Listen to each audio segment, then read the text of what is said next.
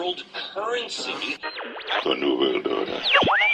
Those are the roots of trouble. I imagine that right now you're feeling a bit like Alice, tumbling down the rabbit hole. Let me tell you why you're here. You're here because you know something. What you know you can't explain, but you feel it. You felt it your entire life. That there's something wrong with the world. You don't know what it is, but it's there, like a splinter in your mind, driving you mad. It is this feeling that has brought you to me. This is your last chance. After this, there is no turning back. You take the blue pill, the story ends. You wake up in your bed and believe whatever you want to believe. You take the red pill, you stay in Wonderland, and I show you how deep the rabbit hole goes. All I'm offering is the truth, nothing more. For we are opposed around the world by a monolithic and ruthless conspiracy that relies primarily on covert means for expanding its sphere of influence, on infiltration instead of invasion, on subversion instead of elections, on intimidation instead of free choice, on guerrillas by night instead of armies by day. It is a system which has conscripted vast human and material resources into the building of a tightly knit, highly efficient machine that combines military, diplomatic, intelligence, economic, scientific, and political operations. Its preparations are concealed, not published. Its mistakes are buried, not headlined. Its dissenters are silenced, not praised. No expenditure is questioned, no rumor is printed, no secret is revealed. But I am asking your help in the tremendous task of informing and alerting the American people. And now, welcome to another episode of Down the Rabbit Hole. Here's your host from federaljack.com. It's Popeye. Ladies and gentlemen, welcome to another live edition. It is April 16th, 2014. Tonight's edition, I'm going to be going over a few topics, and as I'm sure many of you tuned in to hear, I will be going off on a few things, and I'm going to be controlling myself. You know, I don't yell and scream, although I do sometimes get a little bit worked up. I don't do the yelling and screaming bit. You know, that's not my gig. But I will be tearing a new a-hole to a few people. One of the actual people will be singled out. She's not really the biggest the biggest mouthpiece, we'll say, out there, but the propaganda she put out needs to be slapped around a little bit. I'm going to go over that. No, it's not Rachel Maddow. I mean, she's just low-hanging fruit. I can only woodshed her so many times. I have to at least take somebody else from MSNBC to the woodshed once in a while. But Maddow is just a joke. I mean, really, you turn on her show, all week it's been against the Bundy Ranch. Oh, my God, he's a terrorist. Mark Potok is on there. These guys are right-wing extremists. And don't forget there was the Jewish center school, whatever it was, shooting. So, oh, my God, that just happens to go off around the same time that this Bundy Ranch thing is going off. And even though they are completely separate events, well, the mainstream media, at least we'll say MSNBC in particular, wouldn't have you believe that. They would have you believe that everything is connected. They're all right-wing terrorist loonies. There's a YouTube channel called Right Wing Watch, obviously calling the right wing I'm doing air quotes because there really is no right or left, but calling the supposed right end of things Nazis. If you only understood what National Socialist meant, but that's besides the point. This guy's got a YouTube video out. He's got a couple out now saying that this idiot that decided to do performance art or whatever it was at the Boston Marathon yesterday with the confetti and the rice cooker and all of this, that he's a truther, quote-unquote truther, because I think he posted on Facebook, or he posted something on Facebook, a picture or something, and in it he said that he didn't think that the Tsarnaev brothers, if I'm pronouncing their last name correctly, if the Tsarnaev brothers, that they did it. He didn't think that they did it. So suddenly he's now a truther, and truthers are crazy, and that's why this guy did what he did yesterday, even though that there's no proof of that. But I'm willing to bet that that'll get picked up. Because his videos have been referenced before. I've seen once or twice. So I'm willing to bet that that'll get referenced. I mean, maybe not. He's not really a huge YouTube channel, but that doesn't stop the mainstream media from grasping at straws and running with it. So, yeah, I'm going to be mainstream. I'm going to be woodshedding the mainstream. And not just MSNBC. Breitbart, Glenn Beck. I'm just going to get right into it. You're all a bunch of scumbags. What is wrong with you people? I mean, I didn't expect anything from you, Beck. You're a dirtbag. I called you out years ago, and there's still people, well, we have hope, Popeye. He does talk about some good stuff. So Glenn is doing good. No, he's not doing good. He's not doing good. So he tells a couple truthful things and has G. Edward Griffin on his show once, and then kind of hassles him when he's on his show.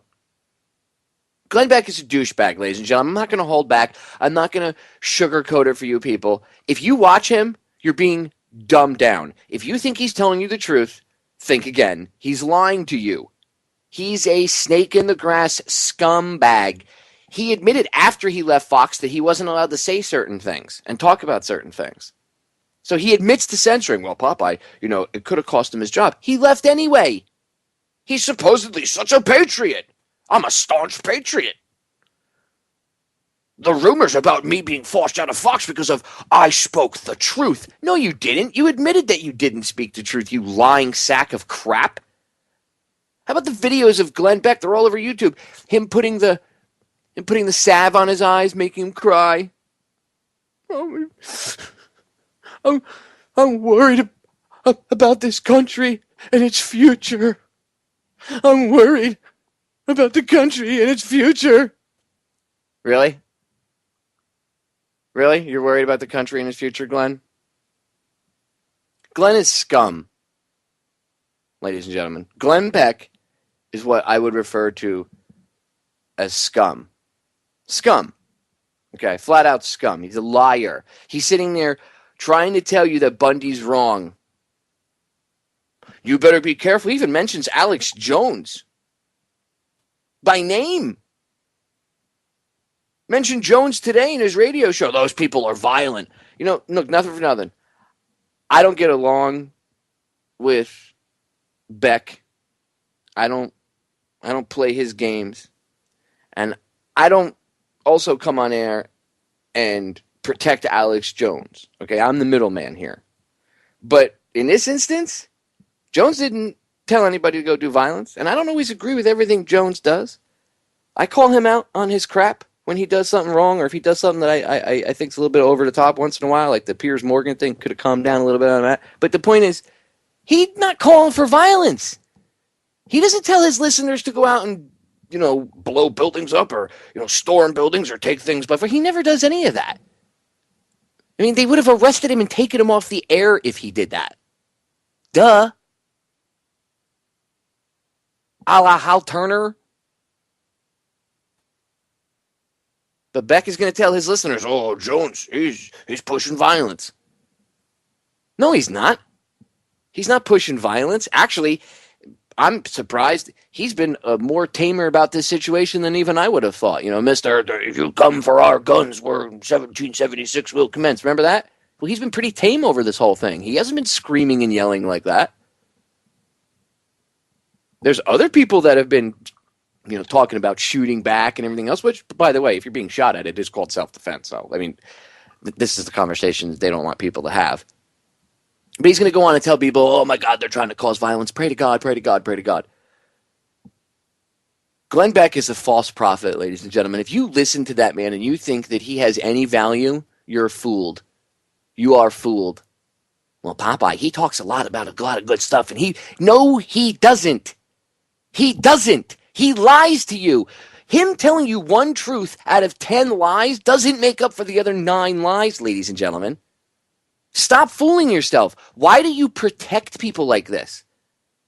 Well, he's putting it on the line. No, he's not.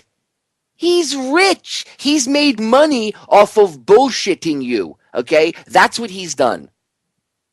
Just like the rest of them. He's just as bad as Rachel Maddow or Wolf Blitzer or the rest of these dirtbags, whether it be CNN, Fox, MSNBC, ABC. Doesn't matter. Does not matter. Beck is a turd. Don't believe me? Hey, let's see what Beck had to say about the 9/11 victims' families. Let's see what Glenn Beck had to say about the 9/11 victims' families. Just let's get off the subject of the Bundy Ranch for a second, just because I want people to understand this guy's a scumbag. Let's see what he had to say about the 9/11 victims' families and the Hurricane Katrina victims. Let me be real honest with you, and I don't think anybody on talk radio, I don't think anybody in their right mind is going to ever say this out loud, but I wonder if I'm the only one that feels this way. You know, it took me about a year to start hating the 9/11 victims' families. It took me about a year. And I had such compassion for them, and I really, I wanted to help them, and I was behind, let's give them money, let's get started, all of this stuff. And I really didn't, all the 3,000 victims' families, I don't hate all of them. I hate probably about 10 of them. But when I see, 9/11 victim family, on television or whatever, I'm just like, oh, shut up. I'm so sick of them because they're always complaining, and we did our best for them. And again, it's only about 10. But the second thought that I had when I saw these people and they had to shut down the Astrodome and lock it down, I thought, I didn't think I could hate victims faster than the 9/11 victims. These guys, when you see, and it's really sad, we're not hearing anything about Mississippi. We're not hearing anything about Alabama. We're hearing about the victims in New Orleans. This is a 90,000 square mile disaster site. New Orleans is 181 square miles. 108.2% of the disaster area is New Orleans. And that's all we're hearing about are the people in New Orleans. Those are the only ones that we're seeing on television are the scumbags. Again, and it's not all of the people in New Orleans. Most of the people in New Orleans got out. It's just a small percentage of those who were left in New Orleans or who decided to stay in New Orleans, and they're getting all of the attention. It's exactly like the 9/11 victims' families. There's about 10 of them that are spoiling it for everybody. So there you have it, ladies and gentlemen. And that's not taken out of context. He was talking about the Katrina victims, and he was comparing them to the in New Orleans, and he was comparing them to the 9/11 victims' families who asked questions. And by the way, if it weren't for the 9/11 victims' families, women like the Jersey Girls, go on YouTube, look up 9/11 Press for Truth. And I think it's called, what is the other one is In Their Own Words, the 9/11 victims' families or something like that. Just look up In Their Own Words and Press for Truth. You'll see the Jersey Girls. Those people, the families, were responsible for getting the original investigation into 9/11. The Bush administration didn't even want to have the 9/11 Commission. Of course, the government will tell you, no, we investigated it. Yeah, because the families made you do it. That's why. And you originally wanted Kissinger to run it. No conflict of interest there. No, none at all.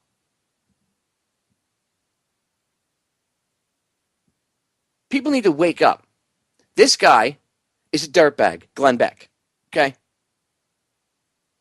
Glenn Beck is a liar. If you watch his broadcast on Blaze TV or whatever the hell it's called, and if you pick up his radio show and you believe everything Glenn says, oh my God, Glenn is, Popeye, you don't understand. He's fighting the good fight. No, I do understand what you don't understand. You think that you know everything. You think you have it figured out, and people like me are just crazy. Yet people like me are the ones that actually do the research, actually take the time to do the investigations and talk to people.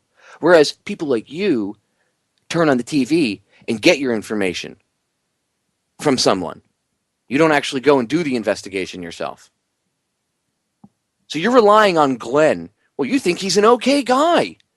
I like Glenn Beck, Popeye. I don't have a problem with him. He's never lied to me. He's always been proven right. No, he hasn't. And anything he was ever right about was, again, of course you can't constantly lie to everybody. Sometimes you have to slip a truth in there so you look accurate. You look credible. The best place to hide a lie, ladies and gentlemen, is in between two truths. What about the rest of these faux conservative outlets, Breitbart and all these other people that are attacking the Bundys? If you think that an outlet, a news outlet, is a conservative outlet, I'm doing air quotes, a conservative, freedom-minded outlet, and they're attacking this thing at the Bundy Ranch, got to wonder about them. Got to wonder who funds them. Could they be those fake, quote-unquote, conservatives, the PNAC ones?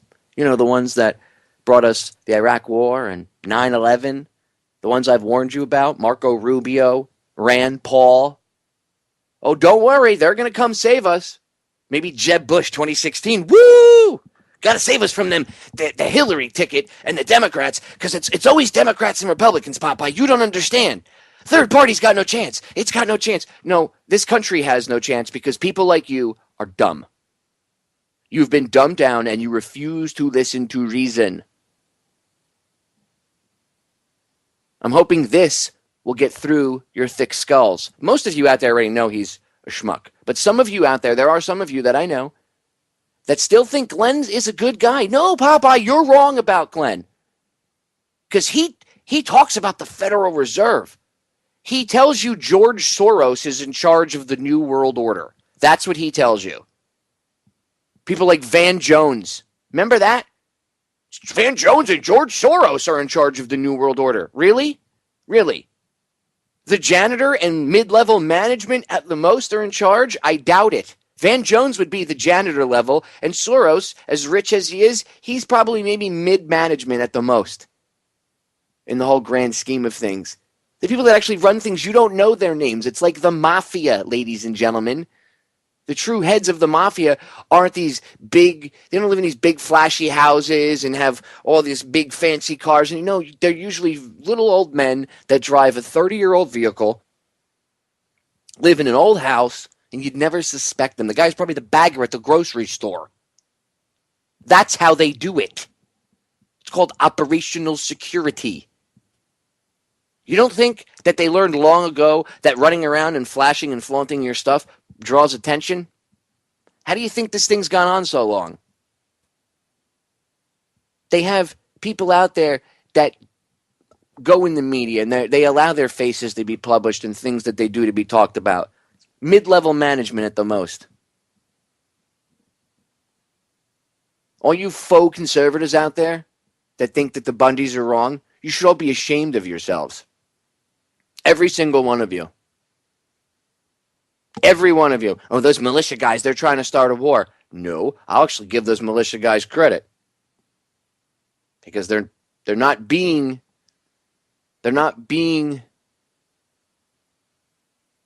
how can I put the word antagonistic? They're not trying to start a fight. They're there to let the feds know, look, we're not going to let this be another Waco or Ruby Ridge. And you know what? We need that.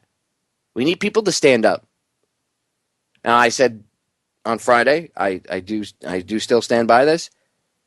The people behind the scenes are smart enough to know how to play games, and I do think that they did plan on having at least some militia show up.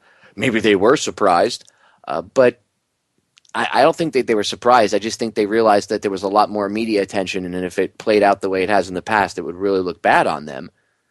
And it would be a bloodbath on their end, too, because they would lose a lot of people. So I think they just reassessed. But I don't think that they didn't think the militia was going to show up. And people need to not be fooled and think that, oh, my God, we won the day. America, America. It's called a ruse. Ladies and gentlemen, tactical retreat. Need to pay attention. Yes, we might have won this round, but did we really win the round, or are they planning on something else? You have to be careful because there's bound, because I know the militia are going to stay out there now, and that's awesome. People are going to stay out there and help the Bundys and protect them. There's bound to be infiltrators. There's bound to be infiltrators out there, guys. Stay on the ball. Stay on the ball because you guys are going to be dealing with people trying to infiltrate, trying to sow seeds of distrust, fights.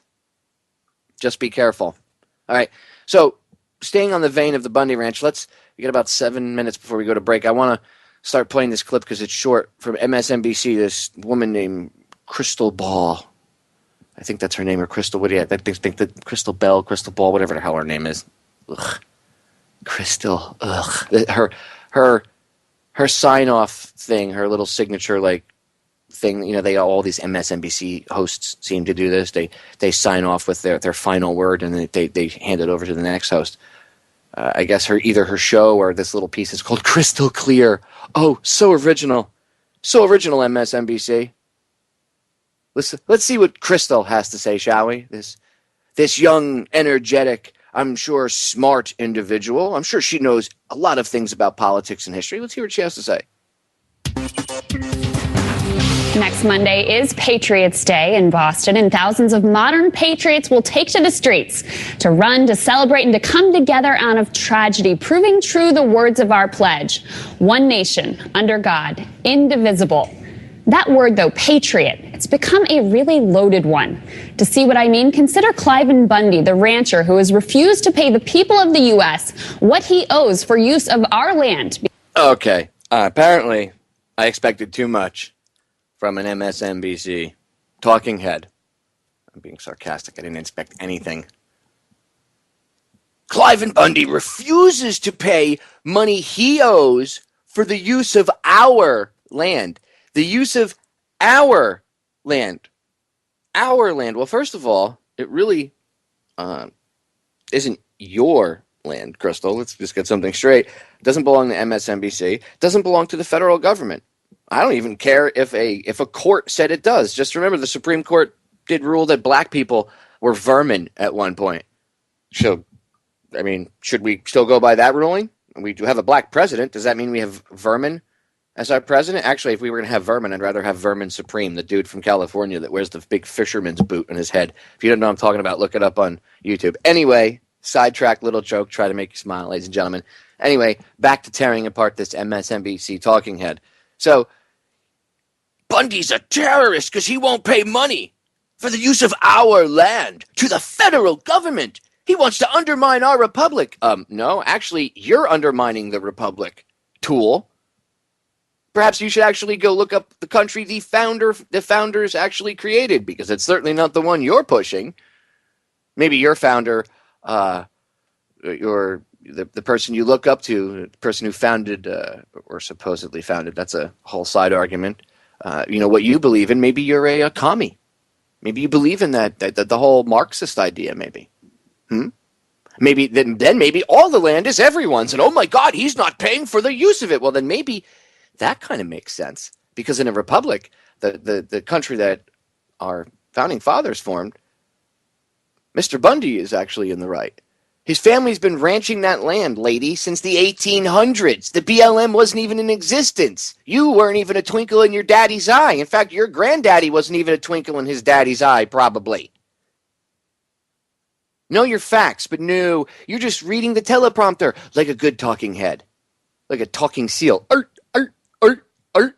Because he views the U.S. federal government as a foreign interloper. Mr. Bundy denies the legitimacy of our republic. And though he's been found guilty twice by courts in Nevada, he seems to want to pick it. So he's been found guilty twice by courts in Nevada of undermining our republic and not believing in our republic?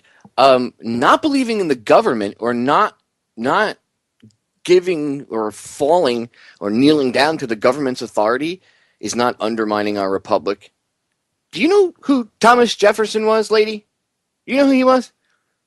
Yeah, one of the founding fathers, one of our first presidents. Yeah. Mr. Jefferson is quoted as saying that we should have a revolution. Every generation should have a revolution. So like every 10 years, basically, we should have a revolution. Did you know that? Did you know that? Krystal? Did the founding fathers say, you must abdicate to our government? I mean, yeah, when some of them were presidents, yeah, they did do things here and there that I might not have agreed with. But was the country founded on that principle itself? No. Is this man standing up for his rights? Undermining the republic? No, it's not.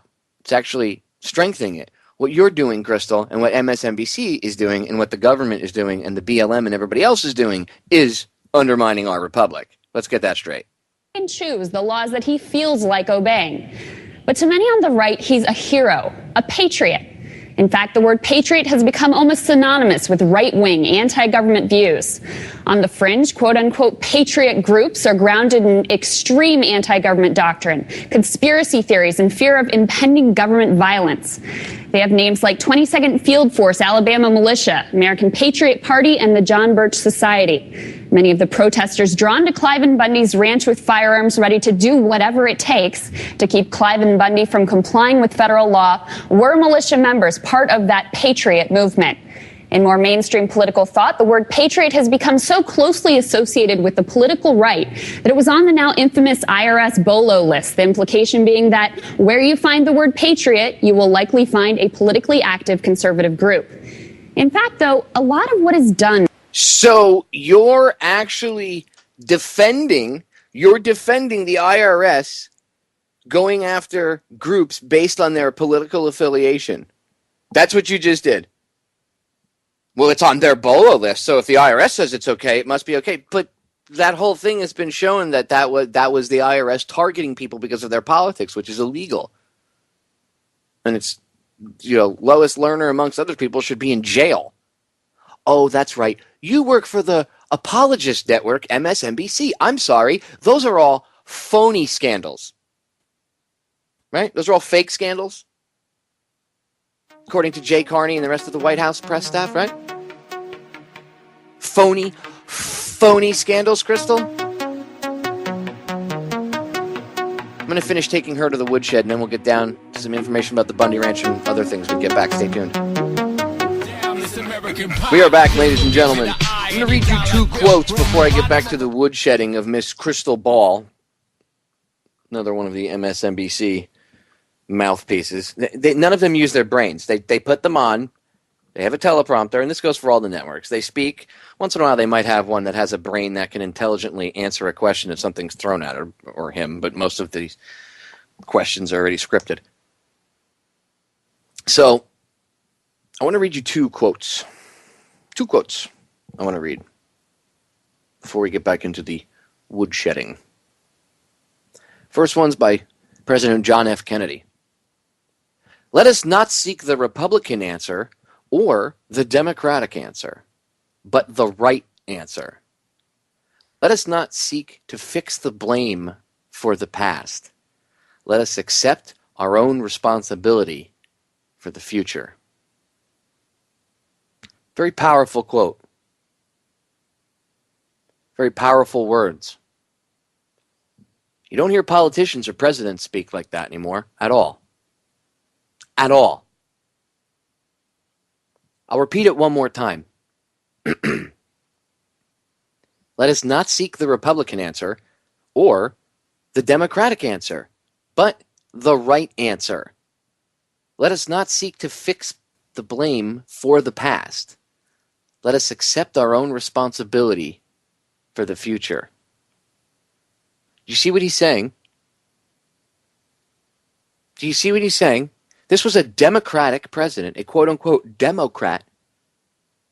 And 50 years later, you have people trying to say Obama's akin to Kennedy, which he is nothing like.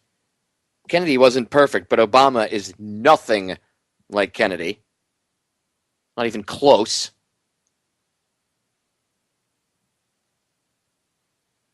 And he's telling us, let us not seek to fix blame for the past.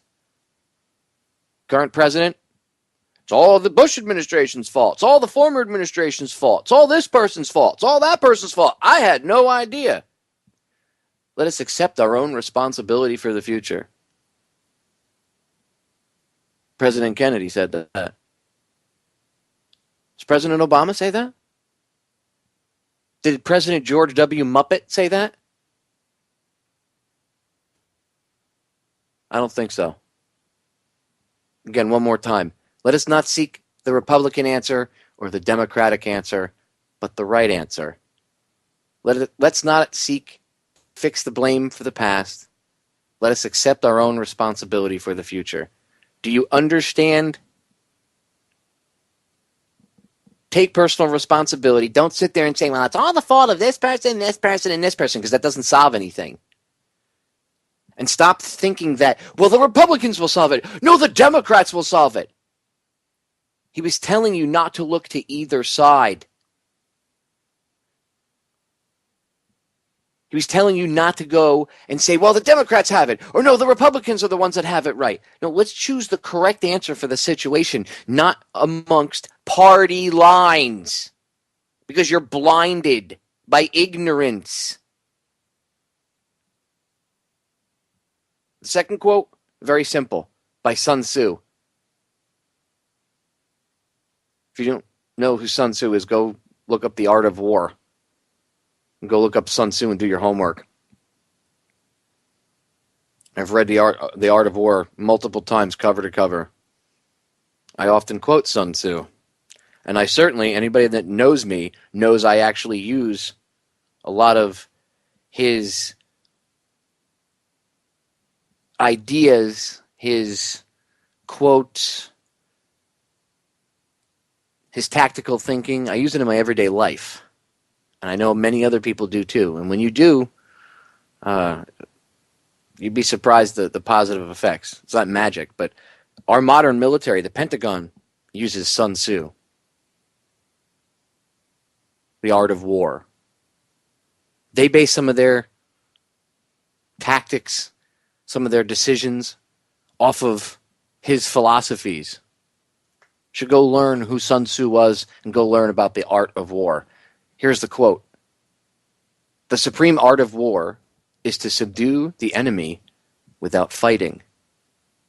That's what we're doing, ladies and gentlemen, by having radio broadcasts like this, by going out there and people doing things like you saw out at that Bundy Ranch, where people actually went out there and they were willing to risk their lives against armed, tyrannical, idiot jackboot thugs, willing to push a pregnant woman or push a woman down to the ground and sick a dog on a pregnant woman. That's what they did. Real tough guys. Real tough. I have my suit. I have my job to do. You're a dick. Go home and look at yourself in the mirror and repeat to yourself while looking at yourself while wearing your costume, while wearing that little dress-up costume of yours. Look at yourself in the eyes, and I want you to repeat over and over again, I am a pet of the New World Order. I am a dick because I absolutely refuse to take personal responsibility for myself, and I choose to hide behind the fact that I, quote, need a paycheck, end quote. Go get a job as a garbage man. It's more respectable. Be a fireman. Be an EMT. Don't be some dickhead cop or jackbooted thug. I'm tired of it. I'm tired of it. One of my best friends just left the sheriff department after 8 years because he got tired of it. Because he was surrounded by meatheads.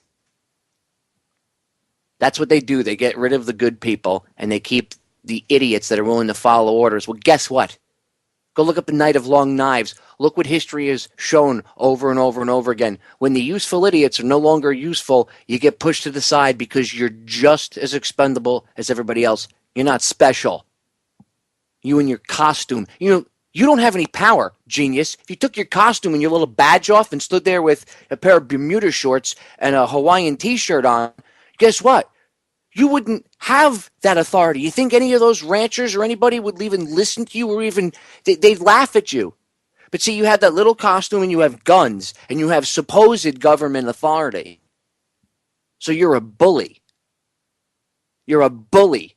You cowards at the BLM, all of you, every single one of you out there that participated in it are a bunch of cowards. Cowards. Well, I didn't know. You should know what you're partaking in. Not knowing. What do you tell people when you arrest them? Ignorance of the law doesn't mean anything. The law still pertains to you. It's not a defense. Isn't that what you tell people? Yeah. Ignorance to what you're doing is not a defense, genius. Ignorance to being a tyrant is not a defense. Well, I didn't know I was helping tyranny. You should know. You're a law enforcement officer. The ultimate law of the land is the Constitution. Why the hell aren't you enforcing that, huh? Genius. Didn't you take a friggin' oath to the Constitution? The same one I took? I take that oath seriously. What about you? Oh, no, you take your paycheck seriously, don't you? Don't you? Makes me sick, all of you. You're all losers. I'm sorry, but you're all losers. I had the opportunity multiple times to partake in things like that, and I didn't. I stopped myself from joining the police department. I was going to be a state trooper in New Jersey. I had the opportunity. My foot was in the door. I mean, literally. Cake job. Didn't want to do it because I had too much respect for myself. Because I didn't want to be a revenue generator, just be pulling people over for speeding. Or sit in my car for 8 hours with my uniform on and do nothing. Well, I sat on patrol and I didn't catch any speeders today. Ooh, you made the world a safer place. Ooh. I wanted to actually stop bad guys and solve crimes. That's not what happens. Pathetic, all of you. Look at yourselves in the mirror. Look in your eyes. See if you can actually look yourself in the eyes for 5 minutes. Try to convince yourself you're proud of being the jackbooted thug you are. Let's see if you can do it. I bet you can't. I bet you none of you can look at yourselves in the mirror. You probably look down when you walk in the bathroom, or you look at the toilet, or you look at the counter, or you look at the sink, the floor. Bet you don't like to look in the mirror, except when you got your uniform on and you're ready to go. Then you look at yourself in the mirror, but you still don't look at yourself in the eyes, do you? You stare at your arms, your tattoos, maybe your shaved head, but you won't look at yourself in the eyes because you don't want to actually look yourself in the soul. Dirt bags. Anyway, let's get back to woodshedding this airhead so I can get on with giving you real information about the Bundy Ranch. Under this banner of patriotism is really anything but. Cliven Bundy is no patriot for threatening armed insurrection over his refusal to pay money for his use of our land. He didn't threaten armed insurrection. In fact, he kept telling everybody, if you actually paid attention to anything, lady, he put out a rule list, and it said, don't be waving your guns around and everything else. Don't be walking around, shooting guns in the air or anything like that. There's a whole bunch of rules. He never said, come out here and start shooting anybody, please. Take the feds out. Let's have an armed revolution. Let's remember who escalated force, Krystal. The government, not the Bundy family. Wisconsin Republican Party is not patriotic for supporting a resolution enabling the state to secede from our union. And the contempt that some on the right feel for their fellow citizens. Mitt Romney's famous 47%, the takers, the welfare queens. Oh, so the left doesn't have any contempt for anybody? You guys are so welcoming and we love everybody. Really? Really? Should we go into the depths of the left and the things that they've done? Oh, I don't know, the Ku Klux Klan? No, that's Republican, no Southern conservatives. No, it wasn't. It was the Southern Democrats that started the Ku Klux Klan. Are you really tolerant? What happens when someone doesn't agree with someone on the left, the quote-unquote left's opinion? Those people tend to get violent, get mad. Usually they throw insults, call names. Is that what you consider being tolerant? Is what you're doing right now considered being tolerant? No. No mouthpiece, it's not. The young bucks buying T-bone steaks. Paul Ryan's generations of men not even thinking about working or learning the value and the culture of work. That contempt for your fellow countrymen and women is anything but patriotic. We on the left should not allow conservatives to get away with appropriating patriotism, bastardizing it, and claiming it as their exclusive domain. We should not accept their loaded rendering of the term, because real patriotism should be grounded in a recognition that from the highest heights of power down to the homeless vet sleeping on the street, we are all Americans, bonded together through our citizenship in a country that at its best stands tall as the land of opportunity. So is it the land of opportunity for that homeless veteran that's sleeping on the bench, Krystal, that was sent to fight in wars by the Democrat president who got a Nobel Peace Prize, but he droned more people than the Bush administration? Huh? What? The land of opportunity? What? You mean for the elites, right, Krystal? Not for the middle class, not for the lower classes, just the elites, right? The land of opportunity for them. That homeless veteran, from the highest echelon of power in D.C. to that homeless veteran, we're all equal. Well, if that's the case, then why don't you give that homeless veteran some money and a place to stay, Krystal? You know what? I literally, I know I have like 2 minutes to try to finish this to get into the other clip in for you guys, but like, I don't even know if I'm going to be able to get through it. Real patriotism is grounded in striving to make more perfect that ideal of a fair shot for all, so that your station at birth does not determine your station at death. And real patriotism means making the country ever more democratic, so that the franchise... Oh, there it is. So the country has to be made more democratic because those crazy kooky conservatives, they're not about patriotism. It's about democracy. This country it was founded on democracy, but it wasn't. It was founded as a republic, Krystal. I'm not even going to finish. She's only got about 30 seconds left, but it's just more blah blah blah blah blah blah blah blah blah blah. Okay. Obviously, you can see what this is. This is just propaganda to the 3 listeners that are left watching MSNBC for them to try to demonize the quote-unquote right. See, they keep pushing this right-left divide. See that?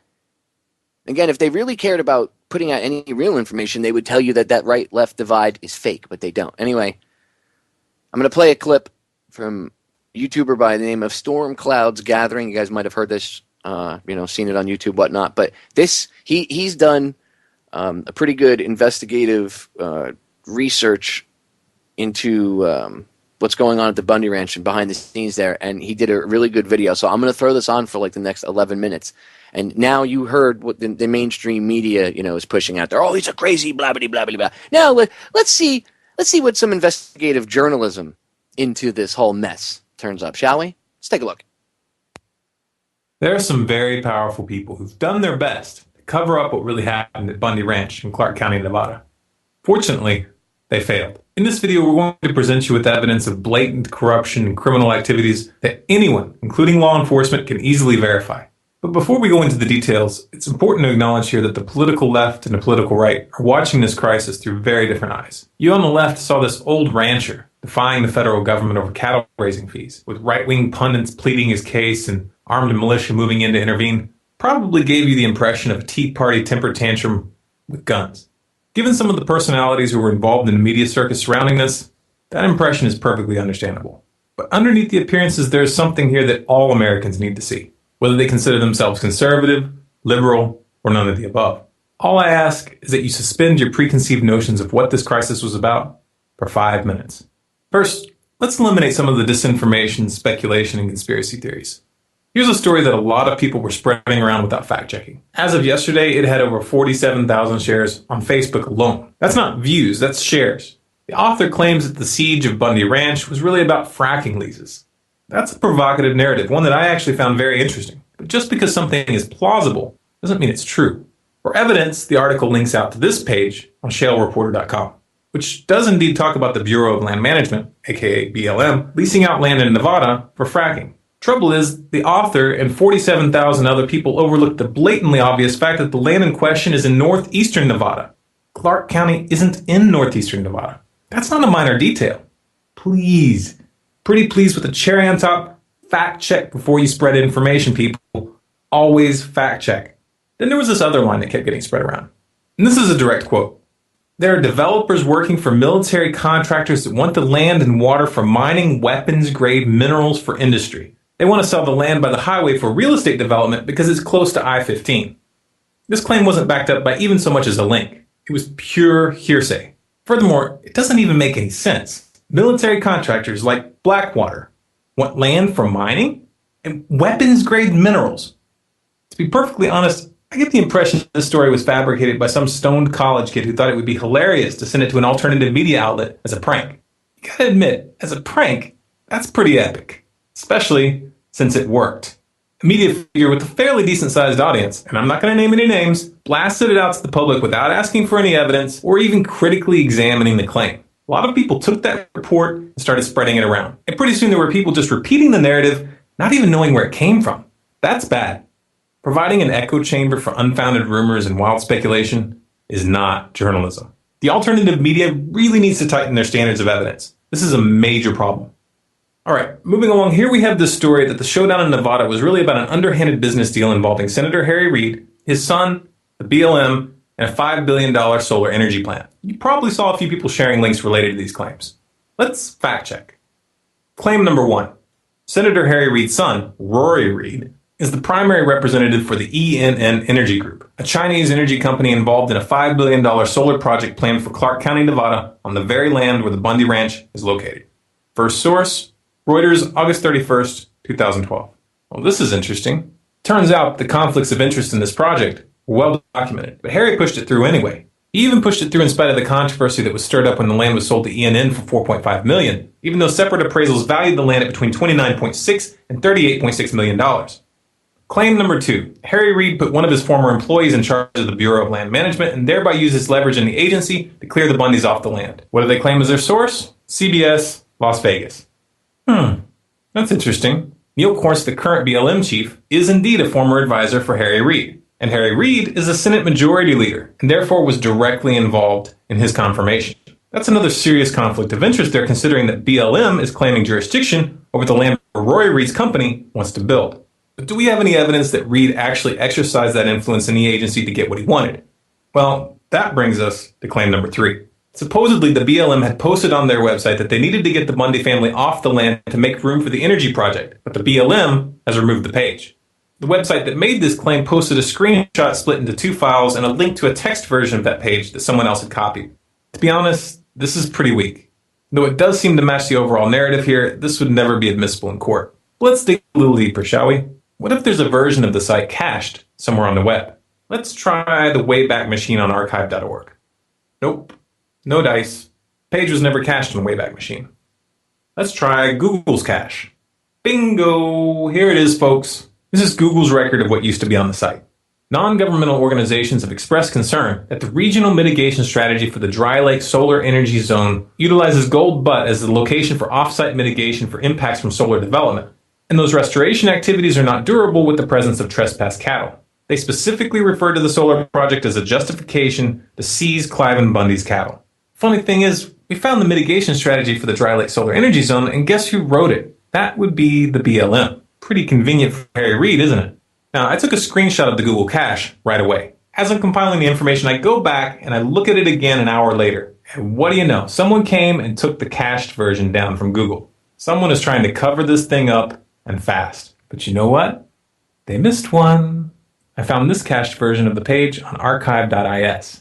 If you follow the link in the description to our website, scgnews.com, you'll find a direct link to this page. I highly recommend that each and every one of you go and verify its contents for yourself before someone has it taken down. But even if they take this last link down, they left a trail. Google server logs will still have a record of the exact date that their cache snapshot was taken. Chances are they still have that snapshot.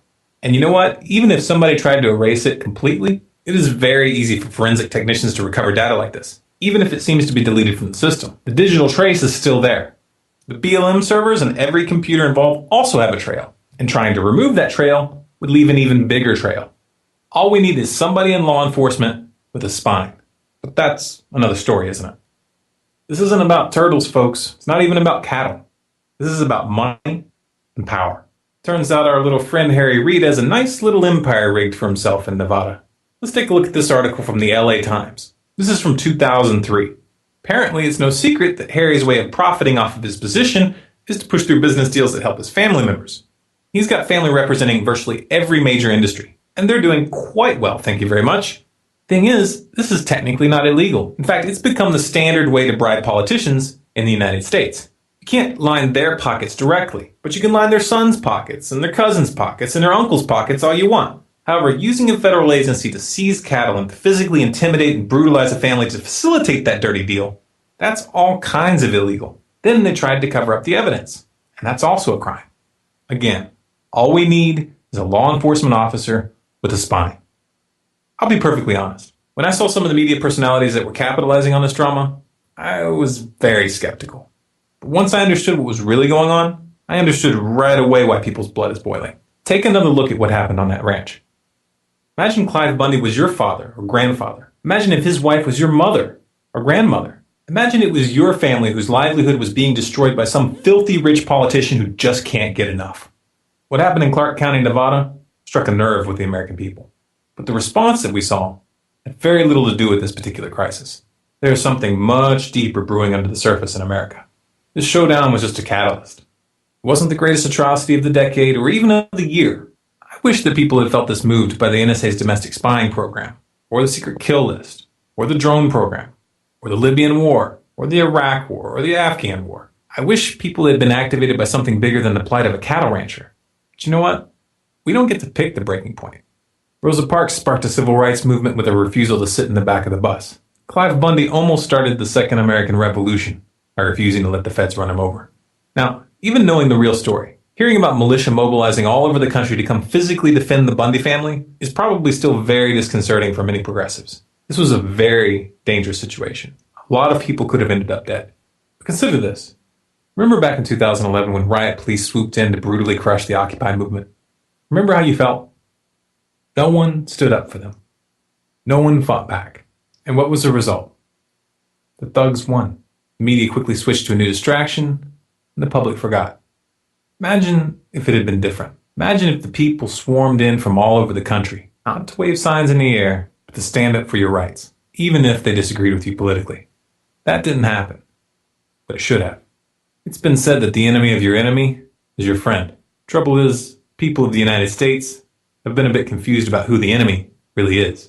You've been allowing a thuggish, out-of-control, corporate-owned government to persecute your ideological rivals, not realizing that someday that same boot will be grinding your face into the pavement. And all the while, your common enemy, your real enemy, gets stronger, more aggressive, more lawless, more blatantly corrupt as we dance this left-right, two-step to tyranny. They've been playing you guys like a fiddle, but the sleeping giant is starting to wake up, and they are scared to death of you. Now, as for Harry Reid, he may just be one rotten apple in a barrel full of rotten apples, but he needs to be brought to justice. To all of you out there who call yourself law enforcement, the American people are putting down a line in the sand.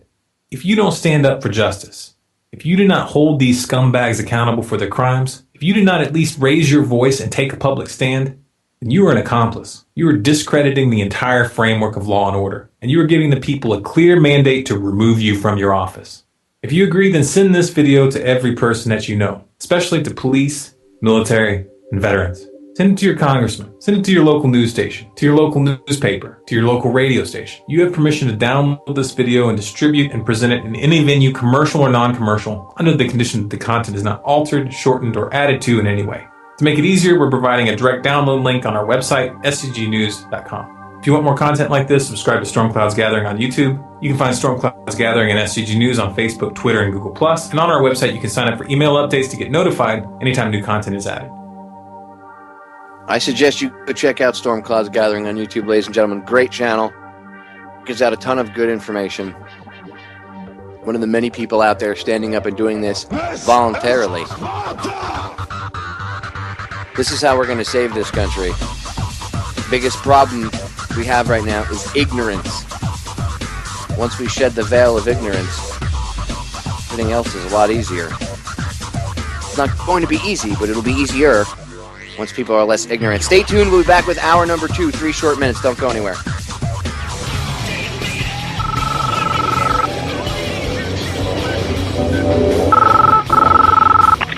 I know you're out there. I can feel you now. I know that you're afraid. You're afraid of us. You're afraid of change. I don't know the future. I didn't come here to tell you how this is going to end. I came here to tell you how it's going to begin. I'm going to show these people what you don't want them to see. I'm going to show them a world without you. A world without rules and controls, without borders or boundaries. A world where anything is possible. Where we go from there is a choice I leave to you. President John F. Kennedy. Ladies and gentlemen, the very word secrecy is repugnant in a free and open society. And we are, as a people, inherently and historically opposed to secret societies, to secret oaths, and to secret proceedings. We decided long ago that the dangers of excessive and unwarranted concealment of pertinent facts far outweighed the dangers which are cited to justify it. Even today, there is little value in opposing the threat of a closed society by imitating its arbitrary restrictions. Even today, There is little value in ensuring the survival of our nation if our traditions do not survive with it.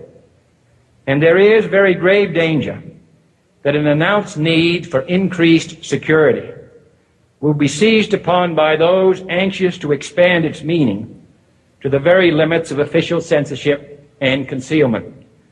That I do not intend to permit to the extent that it's in my control.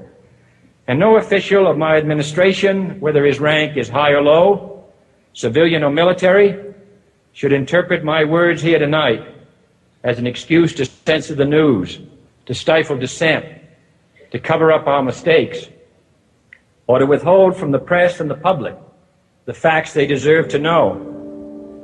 For we are opposed around the world by a monolithic and ruthless conspiracy that relies primarily on covert means for expanding its sphere of influence, on infiltration instead of invasion, on subversion instead of elections, on intimidation instead of free choice, on guerrillas by night instead of armies by day.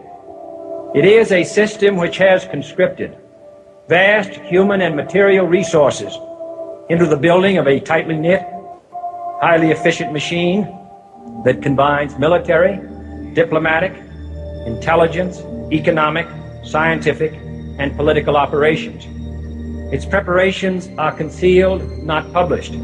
Its mistakes are buried, not headlined. Its dissenters are silenced, not praised. Its dissenters are silenced, not praised. Its dissenters are silenced, not praised. No expenditure is questioned, no rumor is printed, no secret is revealed. No president should fear public scrutiny of his program, for from that scrutiny comes understanding, and from that understanding comes support or opposition, and both are necessary. I am not asking your newspapers to support an administration, but I am asking your help in the tremendous task of informing and alerting the American people. For I have complete confidence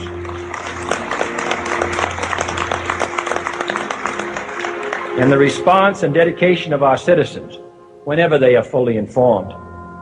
I not only could not stifle controversy among your readers, I welcome it. This administration intends to be candid about its errors. For as a wise man once said, an error doesn't become a mistake until you refuse to correct it. We intend to accept full responsibility for our errors, and we expect you to point them out when we miss them. Without debate, without criticism, no administration and no country can succeed, and no republic can survive. That is why the Athenian lawmaker Solon decreed it a crime for any citizen to shrink from controversy. And that is why our press was protected by the First Amendment, the only business in America specifically protected by the Constitution, not primarily to amuse and entertain, not to emphasize the trivial and the sentimental, not to simply give the public what it wants, but to inform, to arouse, to reflect, to state our dangers and our opportunities, to indicate our crises and our choices, to lead, mold, educate, and sometimes even anger public opinion. This means greater coverage and analysis of international news, for it is no longer far away and foreign, but close at hand and local. It means greater attention to improved understanding of the news, as well as improved transmission. And it means, finally, that government at all levels must meet its obligation to provide you with the fullest possible information outside the narrowest limits of national security. And so it is to the printing press, to the recorder of man's deeds, the keeper of his conscience, the courier of his news, that we look for strength and assistance, confident that with your help, man will be what he was born to be, free and independent. Either we heal as a team, or we're going to crumble. Inch by inch, play by play, till we're finished. We're in hell right now, gentlemen, believe me. And we can stay here, get the shit kicked out of us, Or we can fight our way back into the light. We can climb out of hell. 1 inch at a time. You know, when you get old in life, things get taken from you. I mean, that's part of life. But you only learn that when you start losing stuff. You find out life's this game in inches. So is football. Because in either game, life or football, the margin for error is so small. I mean, 1/2 a step too late or too early, and you don't quite make it. 1/2 second too slow, too fast, you don't quite catch it.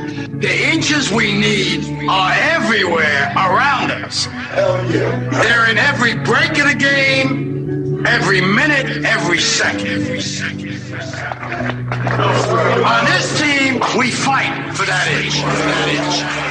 On this team, we tear ourselves and everyone else around us to pieces for that inch. We claw our fingernails for that inch. Because we know when we add up all those inches, that's going to make the fucking difference between winning and losing. Between living and dying. I'll tell you this, in any fight, it's the guy who's willing to die who's going to win that inch. And I know if I'm going to have any life anymore, it's because I'm still willing to fight and die for that inch. Because that's what living is. There's 6 inches in front of your face. Now, I can't make you do it. You gotta look at the guy next to you. Look into his eyes. Now, I think you're gonna see a guy who will go that inch with you. You're gonna see a guy who will sacrifice himself for this team because he knows when it comes down to it, you're gonna do the same for him. That's a team. It's a team. And either we heal now as a team, or we will die as individuals. Ideas are bulletproof. They most certainly are, ladies and gentlemen.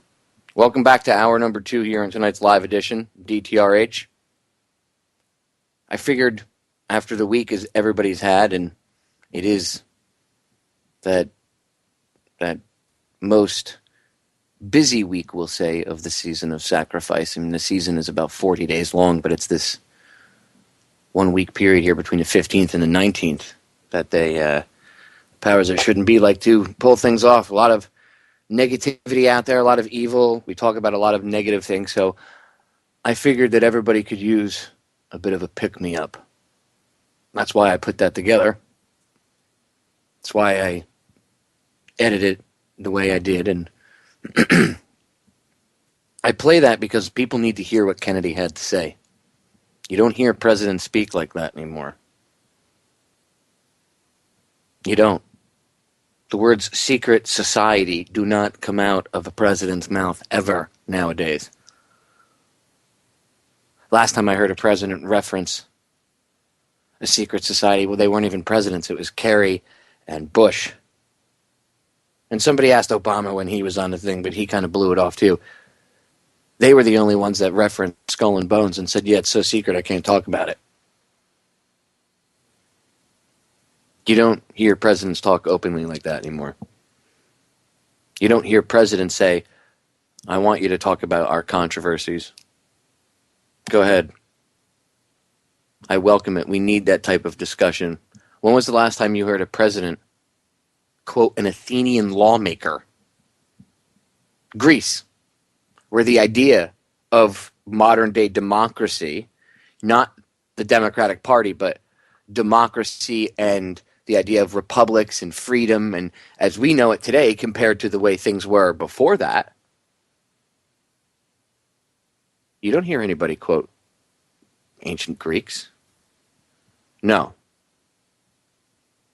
Our president references the most mundane, stupid things. Doesn't really have any quotes of his own given to him by his speechwriters. And by the way, let's not just make fun of it because it's Barack, okay? Bush was just as much of a muppet as he is. Obama's just a better actor, more charismatic. That's all.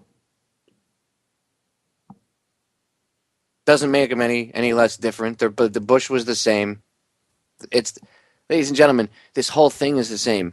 I'm not saying Kennedy was perfect either, but see, he was one of those presidents that wouldn't do what he was told. They blew his head off in a public place. The event itself was a ritual called the killing of the king. And after that, nobody ever got out of line, did they? No one.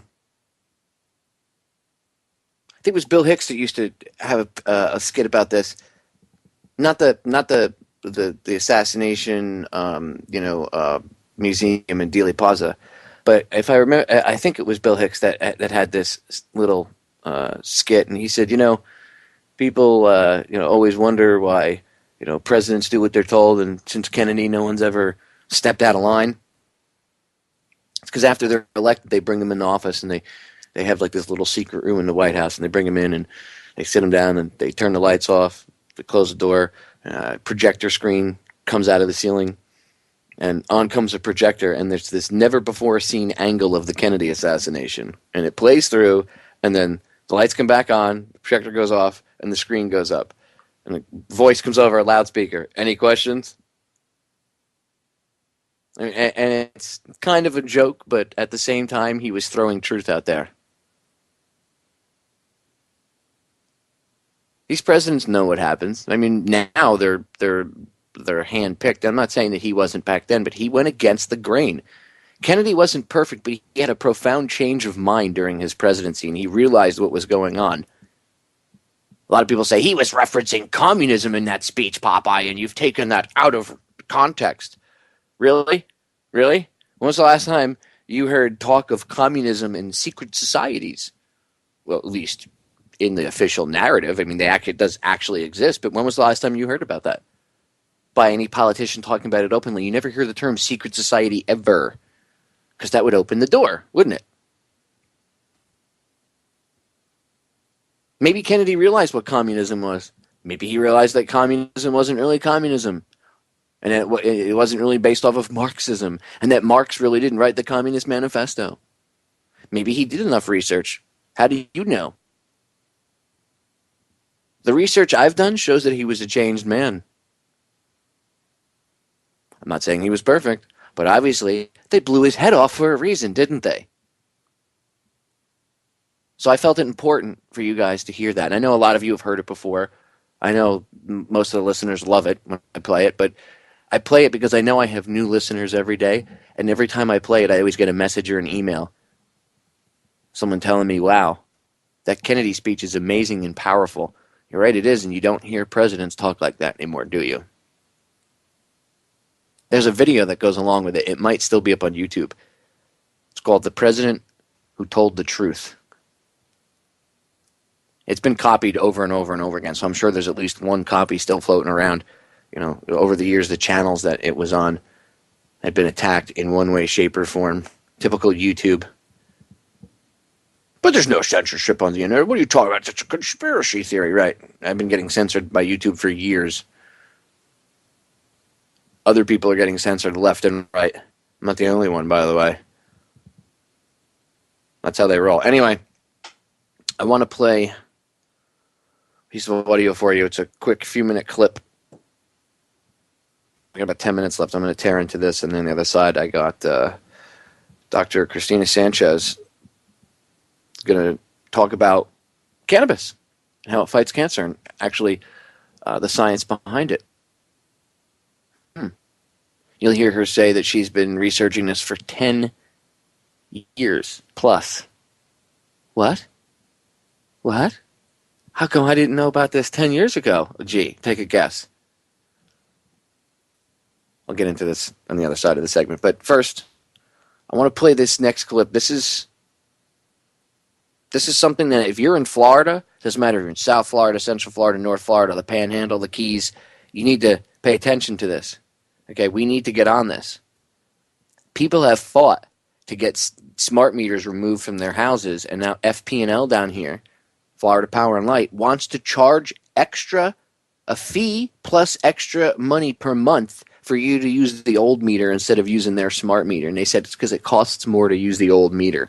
And right now, the commission that lets them change their fees, the state commission that lets Florida Power and Light change their fees and stuff, is allowing them to do this. And they're having a public, there's a period of time where there's a public hearing on it where you can call in and complain about this. So if you live in Florida, if you know someone that lives in Florida, okay, and you don't want to have a smart meter on your house, you don't have to. But the power company is trying to make it so that it's the law that if you don't want one, you have to pay more. So now you have to pay more because you don't want to be irradiated. And there's people that their health is affected by this. Okay, here, let's check it out. I want you to hear this story. This is from the local Fox affiliate down here, WSVN. And again, they'll give out some links at the end for their website. Go to their website, find out the 800 number, whatever, find out where to go. If you live in Florida, look this up. We need to tell FP&L, kick rocks. We don't want your smart meters, and B, we want the option at no extra charge to not have to use them. We pay enough money for electricity down here. It's just ridiculous. So here we go. We have a story of a South Florida woman who says a smart meter is damaging her health. She wanted to get rid of it and quickly learned she'd be paying the price, so she turned to Help Me Howard with Patrick Frazier.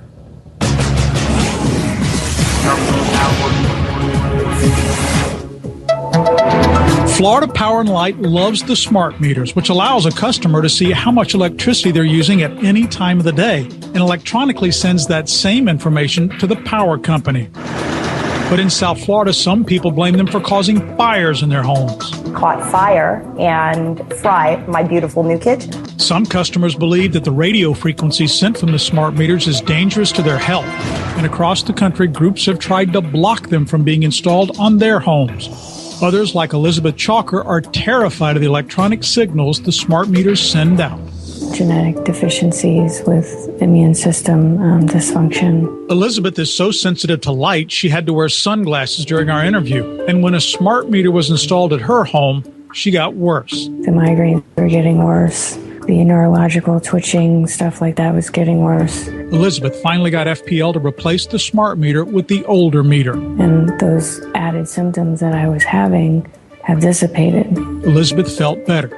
Then she got this letter in the mail. If we choose to have just a standard meter that's not a smart meter, that they're going to charge a $95 enrollment fee and an extra $13 a month. Many people who got that letter requiring them to pay the $95 fee plus $13 a month to not have a smart meter have contacted Help Me Howard in emails and phone calls. I don't think this is fair. Elizabeth called FPL, explaining the smart meter made her illness worse. My options are to leave the standard meter I have on now and pay a penalty for protecting my health, or to put the thing that was negatively affecting my health back on my house and knowingly just hurt my health. Well, Howard, we've all heard of being charged extra for a new product, but can a public utility charge extra for not accepting the new product? You don't have to allow the utility to attach one to your home, but the Florida Public Service Commission has temporarily ruled that if a customer refuses the smart meter, they have to pay not only an opt-out fee, but a monthly fee to offset what FP&L says is the additional cost of the old-style meters. Before cost, let's address safety. FPL says studies have shown the radio frequency that comes from a smart meter is safe.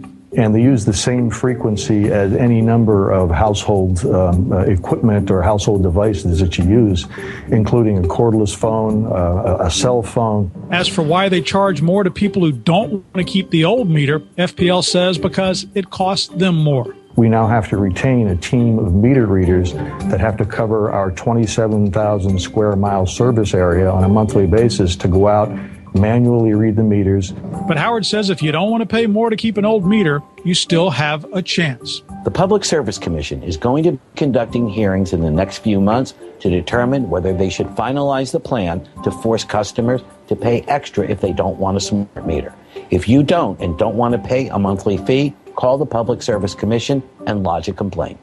Are the smart meters completely safe? Elizabeth says do your own research. Educate yourself and don't just go on what FPL or somebody says look at both sides. Now, most people trust smart meters. Some don't. And if you don't, and you want the Public Service Commission to block FPL from charging more to not use them, or you want to find out more about smart meters, the link to do both is on our website at WSVN.com under this Help Me Howard. Ladies and gentlemen, I suggest you, if you live in Florida, if you need to go to WSVN's website, then do it. Honestly, just research the subject on your computer, look it up on your search engine, find out when the hearings are, find out when there's public comments that are going to be allowed, find out how you call. You can call in anyway, send emails, talk to your friends, talk to your neighbors, talk to everybody you know. Well, my neighbor doesn't care about smart meters. Well, talk to them anyway. Tell everybody. You shouldn't have to pay more because you don't want to be exposed to that crap. That's ridiculous. Oh, you want to be healthy? Well, then you have to pay more. Absolutely ridiculous. Well, we have to pay somebody to go out and do it. You had to pay somebody to go out and read the meter anyway, and you still have someone that drives around and reads the meter. Quit your friggin' whining, FP&L. Ugh. Florida Power Light. Oh, FPL, we need more money. We're constantly crying. We need to raise the rates of electricity here in Florida. You guys are already thieves. Seriously. Every year they're begging the commission, please allow us to raise rates on the Florida residents even more. And they do. Every year they raise the rate of electricity, or every year and a half or 2 years they raise the rate of electricity down here. It's ridiculous. Well, it costs us more money. How is it costing you more money? As technology gets better, it's supposed to be more efficient. Putting in new technology should be more efficient. Yes, but it costs money to put in that new technology. Hey, you've made all this money over the course of time. If you didn't keep up with your infrastructure, that's your bad. Shouldn't put it on to the customer. But no, they do. And I don't want a smart meter. I'm perfectly fine with an old meter. Well, the old meters, we have to pay somebody to come out and read it. Ooh, it's so hard to pay somebody to come out and read the meter. I'm sure that there's not that many people opting out of the smart meter program, right? It's just a bunch of crazy conspiracy theorists. I'm sure there's only one or two per county, right? One guy could handle it.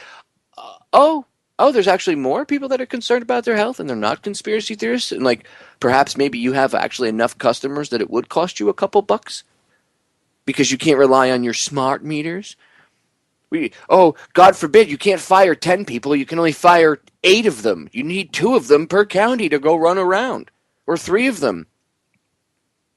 Damn it, we were going to fire 10 people. Now you can only fire 7. Way to go, Florida Power and Light. Way to go. So, ladies and gentlemen, contact Florida Power and Light. Find out the commission. I mean, just inundate FP&L with emails and phone calls concerning, oh my God, I'm concerned about my health. Even if they sit there, they waste your time with, waste their time back. Hit them with facts. Be like when you call up, have articles opened up on different tabs of your computer. Seriously. Find out when this commission is meeting and call them, email them. Call your state representatives too. Stir the pot, ladies and gentlemen. That's your duty. Your duty is to get pissed off. That's what you're supposed to do.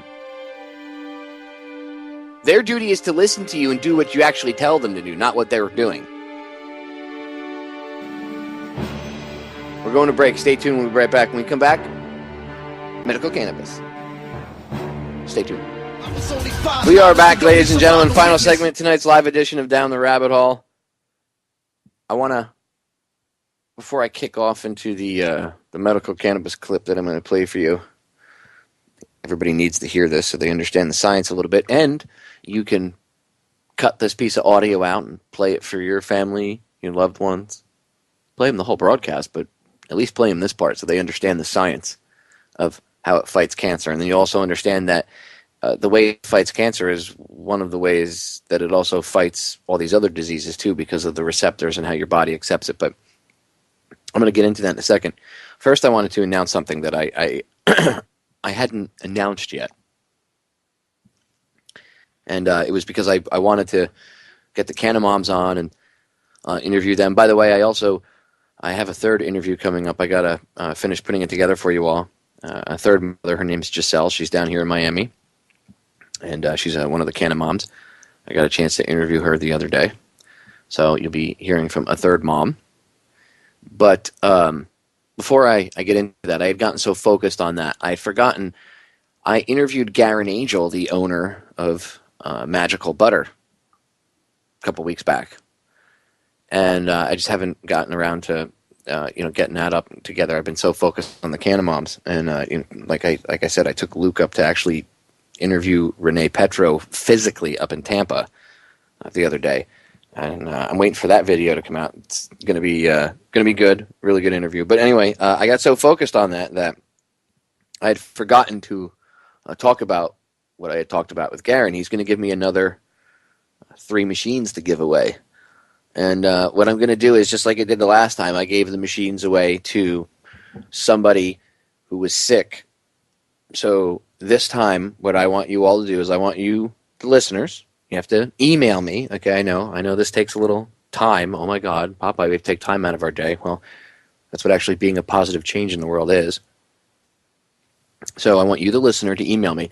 What I'm going to do is, I'm going to do this until I'll do it for 2 weeks. I'll leave it open, and then I'll have to weed it down like I did the last time. But I don't want anybody emailing me, "Oh, Popeye, I'm sick," or "I could use it for myself." No. That's not what this is about. I want you to email me somebody that you know, a real story, not just some story that you made up. You got to be able to, like I said the last time, I made people back it up and verify it. I'm trying to make it as troll-proof as I possibly can. I want you to give me suggestions for sick children. If you know of a child that could benefit from using medical cannabis, as an edible, let me know. I want you to tell me. Email me. If you know of a child perhaps in Colorado or Washington or one of these other states with medical cannabis, because it doesn't have to be just legal for recreational use. Any of these states with medical cannabis, even if they're not in a state with medical cannabis and they use it. But you know what I mean. The point is, if you know of someone that really has a sick child and they're using cannabis to heal their child, but they can't afford this magical butter machine because they are a little bit expensive, but they're worth the money. I mean, every cent of it. But I have access to give away 3 of them.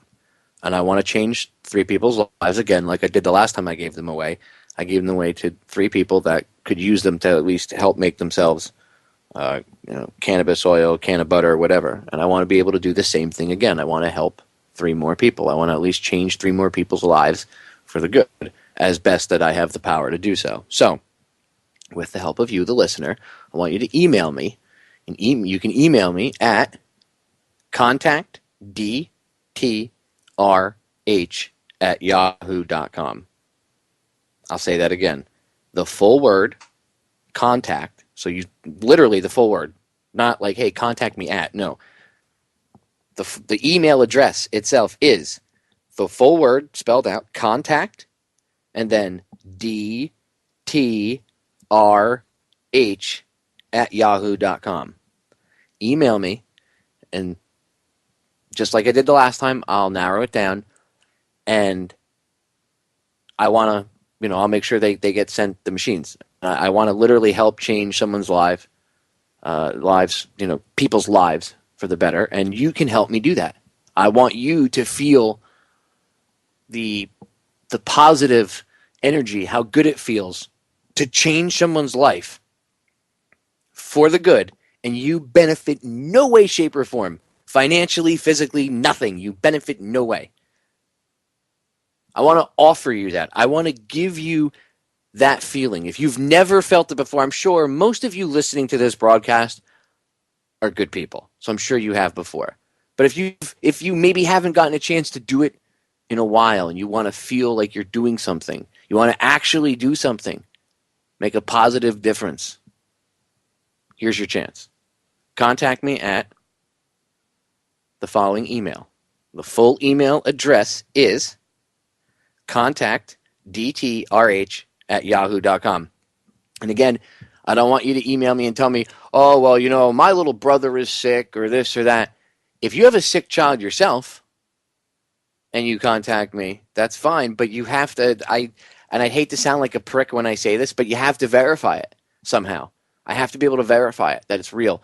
And I say that because I've had so many people the last time when I did this, I asked for sick people, and I had so many scammers just trying to get the free machine for themselves. And I'm not saying that that's all the listeners. Remember, I put the show up on YouTube. People pass it around. People. I also made a special clip for it of, you know, me talking about the promotion the last time, and I specifically put it out there on YouTube just as that clip, and that's what really got me a lot of the, oh yeah, you know, my little brother's sick, and I'm like, well, you need to prove it, and then they would get all pissed at me, and I was like, well, then obviously you don't really, your brother's not sick, or you don't have a sick family member, and I'm not trying to sound like a dick, but I want to help somebody. I'm not trying to help you make some better pot brownies because you want to make pot butter, or excuse me, can of butter. That's not the way I roll. I mean, if that's what you want, that's fine. Go order the machine. I'm trying to help somebody who's got a sick child. I want to help somebody and make their life better because they can't afford it. So, people, seriously, when you email me, if it's not a serious thing, then don't bother emailing me, because I'm not even gonna take you. I know how to weed through them, and I'll just delete it. That's what I did the last time. I don't have time to even respond and tell you that I can see through your crap. I mean, you know, when I verified it, I did, but I didn't engage and keep going and, you know, chastise them and just delete, moving on. So seriously, help me change someone's life for the better. Maybe we can save one of these kids. Maybe we can help make one of these kids better. How awesome would that be to help save a human life? Look, I've done it multiple times. I'm not patting myself on the back. I was a firefighter, and just by the nature of who I am, over the course of time, over the years, maybe it's the universe's way of doing things. I've been put in situations where I was around when something bad happened, and I was able to help somebody. And there are multiple times where I know I saved someone's life. I don't have to do this for myself to get that feeling like, oh, I need to feel so special. Like I've done it because I've seen accidents literally while I'm driving, and I pull over, and I've pulled people out of flipped over cars. My wife had witnessed it.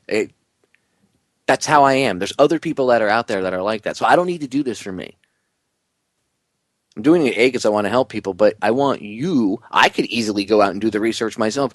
I want you, ladies and gentlemen, I want to make this interactive. I want you to help me help someone else. Let's do this together. I'm trying to lead by example. Maybe other hosts will do the same thing. Maybe they'll try to figure out ways to do the same thing in their own variation of it. I'm not saying copy what I'm trying to do. I mean, you could do it to a certain degree, but I'm trying to lead by example. So hit me up. I want to know about parents with a sick child that can't afford this machine, but perhaps you know that it would help them give the child can of butter, and it would help them, you know, but maybe they're already treating the kid with, you know, cannabis and cannabis-infused stuff, and this would just make it easier. The goal is to actually, literally help somebody. That's the best feeling in the world you could ever experience. Trust me. So I was a volunteer firefighter for so many years. I didn't get paid to do it.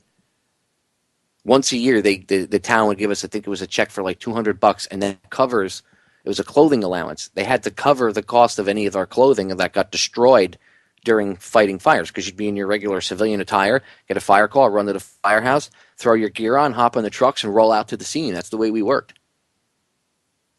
And once a year, we get a $200 check to replace any of the clothes that got destroyed. Do you really think that replaced half the clothes that got destroyed, or all the amount of gas that those volunteer firefighters spend, or the amount of time that they spend away from their jobs, their families? They're putting their lives on the line. I'm trying to offer you the feeling of what it's like to give to somebody and not get anything in return, and just do it out of the kindness of your heart. That's the most powerful thing you can do. And I want you to help me do it. So email me. Anyway, I want to get into this audio clip. Dr. Christina Sanchez talking about medical cannabis.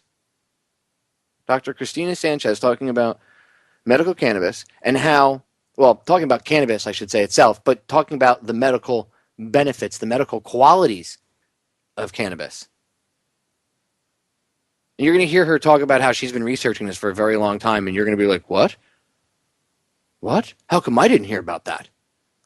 I had a conversation with one of my neighbors today about cancer. One of her friends is sick. And I said, well, you should really try cannabis oil, look into different, different strains, different ways to get high-grade cannabis oil, perhaps go to Colorado, look into medical cannabis. I told her about Vote Yes on 2 here in Florida. And she said to me, I don't believe it. I said, what do you mean you don't believe it? She said, I don't believe that it cures cancer. If it did, the FDA would have already approved it, because I can't believe that the FDA would just let people die of cancer. And I said to her, are you kidding me? And I kind of laughed, and I said, I know that's what you'd think, and I guess in a perfect world that's what you would expect, but that's not how it works. And she couldn't believe it. She was quite surprised, and I said, no. And I don't know if I changed her mind. I told her to look it up. She said she was going to tell her friend to look into it, but I said, do the research yourself. You'll see. She said, well, I can't believe that the FDA would just let people die like that. I said, well, it's a revolving door between Monsanto and Big Pharma in and out of the FDA. So these people make money. They don't care. And remember, it's compartmentalization. So a lot of these people, to a certain level, or the lower level ones anyway, are ignorant. The higher level people know what's going on. But, oodles of money makes all that guilt go away.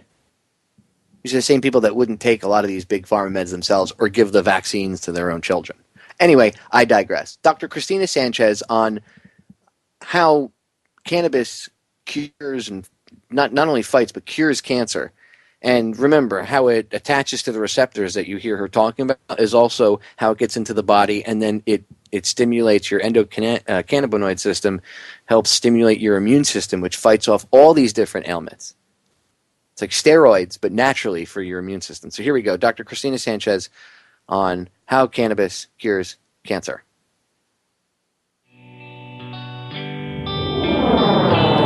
Please welcome Dr. Christina Sanchez, the molecular biologist who discovered the anti-cancer properties of THC. My name is Christina Sanchez, and I work at Complutense University in Madrid, Spain. And I have been working for the last decade on the anti-tumor effects of cannabinoids.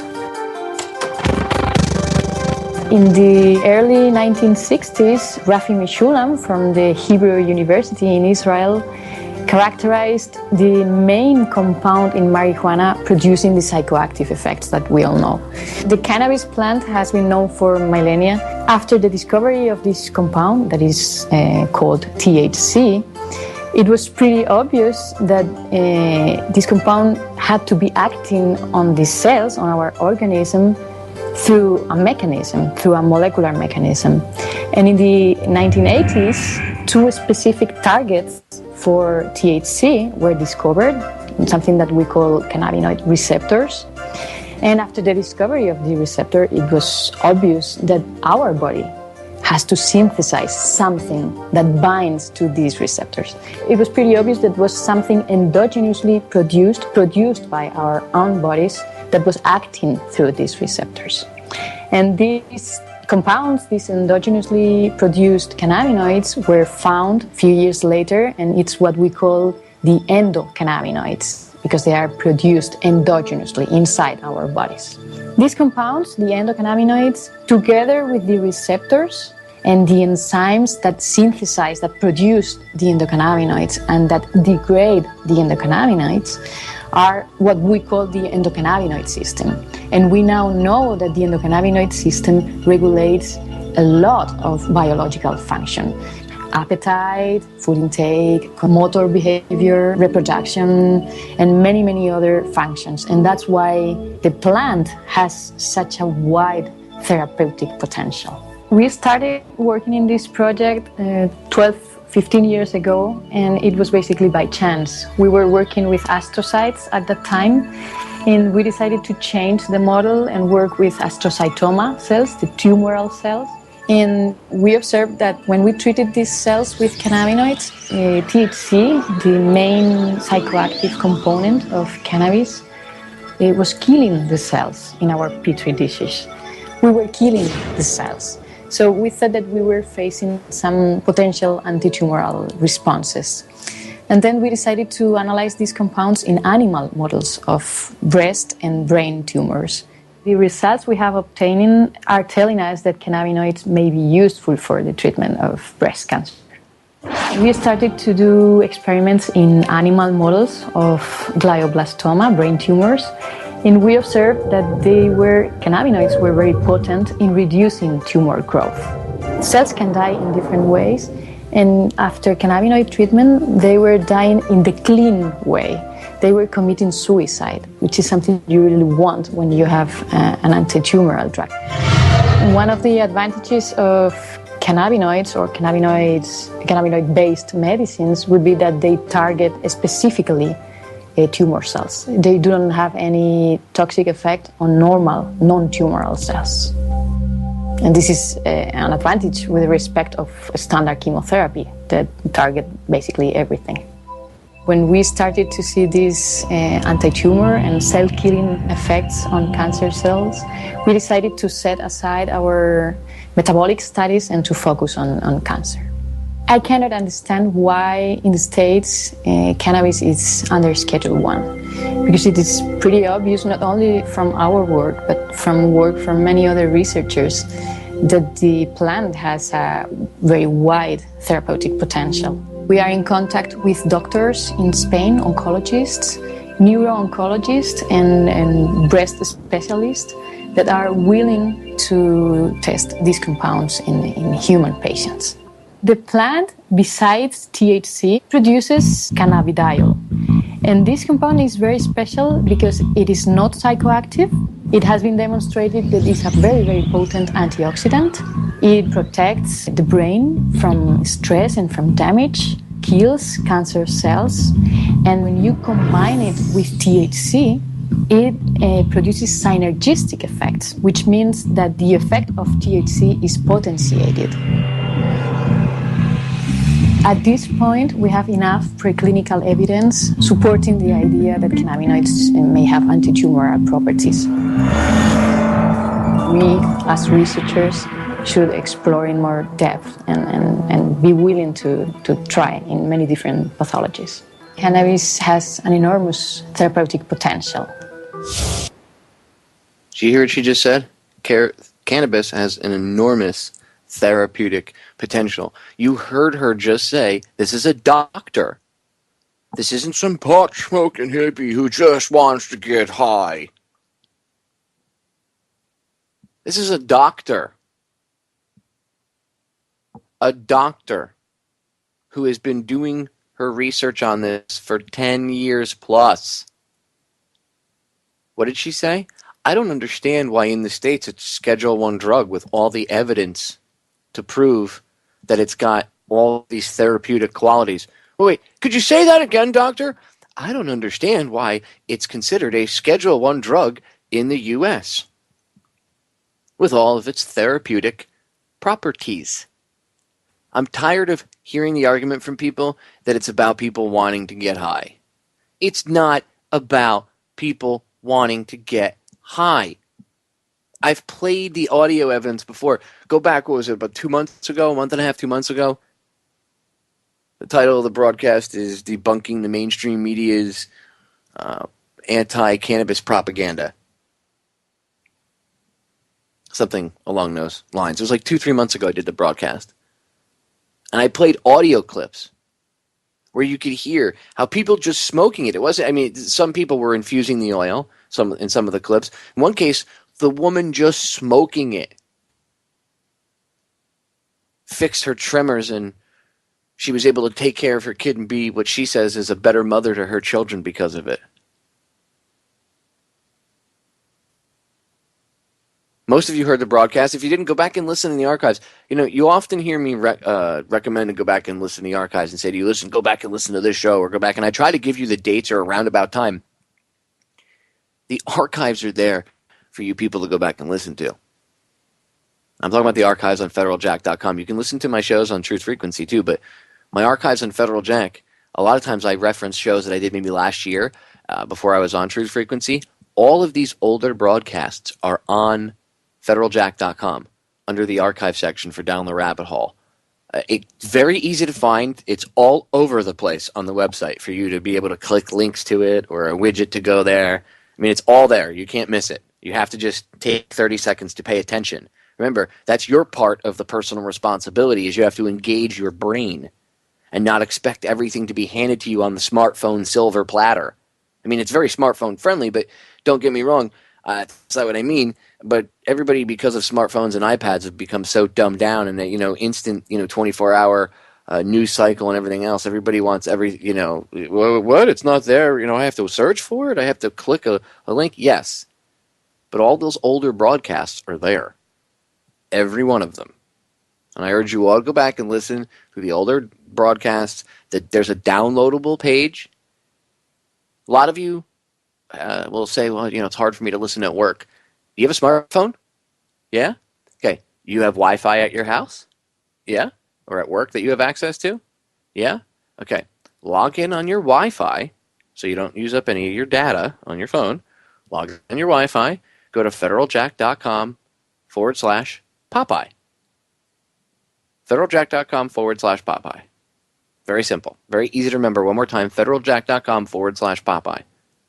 That's the downloadable page. That's the archive page with every link to all of my shows I've ever done that are up there. I mean, there's some that I haven't gotten rendered and thrown up there, which I'll get them all up there eventually, but there's only about 10 shows I haven't gotten done and thrown up there yet. But over 3 years worth of broadcasts, all up there, all for free, all yours. It's very simple the way I have it set up. It's a directory listing page. I made it so old school. So old school. Like 1990 style, early 90s style internet that anybody can use it on any device out there. Capiche? You understanding what I'm laying down here? There's no monetary value. There's no monetary thing that you need to pay to get in there.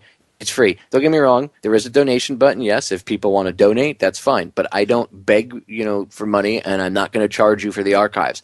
The whole point of changing the world, like I joke, when I was a kid, I used to say, people would say, "What do you want to do when you get older?" And I'd say, "Save the world." Well, literally, that's what I'm trying to help do, along with all these other great men and women that partake in this with me, and all of you listening. We're literally changing the world. So I'm not going to charge you for that. I can't do it. I'm not in this to make money. That's what I like about Truth Frequency. Neither is Chris Geo. He's not in this to make money.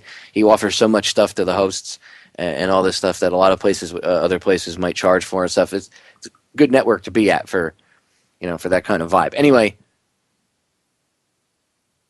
go to federaljack.com, federaljack.com/Popeye, the directory listing page. Just so people understand, it's listed. It'll be listed from January down to December in order of that. But it's not in, January to December 2011, January to December 2012. It's like that laid out on Federal Jack, the website itself. I have a whole section because the shows are posted as a post on Federal Jack. So I have a whole archive section where everything's posted on the site itself, and the player is there, and a link to the YouTube.